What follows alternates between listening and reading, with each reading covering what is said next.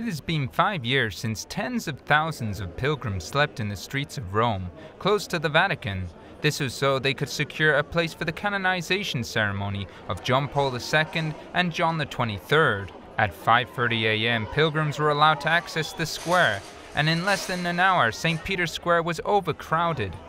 The first thing people saw entering the square were the tapestries of Jan Paweł II and John XXIII hanging from the facade of St. Peter's Basilica. It was a ceremony with 4 popes. This was because half an hour before Mass, Benedict XVI also came for the event. Many cardinals approached him, and even the then President of Italy. Finally, just before Mass, Pope Francis arrived and they both gave each other a hug. At 10 a.m. the rite of canonization began, and the Pope spoke the words everyone was eagerly waiting for. Sanctus esse decernimus et definimus, ac sanctorum catalogo adscribimus, statuentes eos in universa ecclesia, inter santos pia devotiones recoli devere, in nomine Patris et Filii et Spiritus Sancti.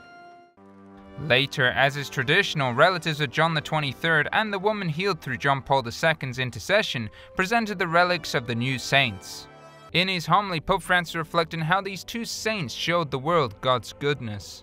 Sono stati sacerdoti e vescovi e papi del XX secolo.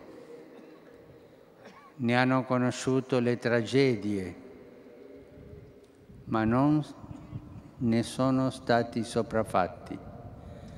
Più forte in loro era Dio.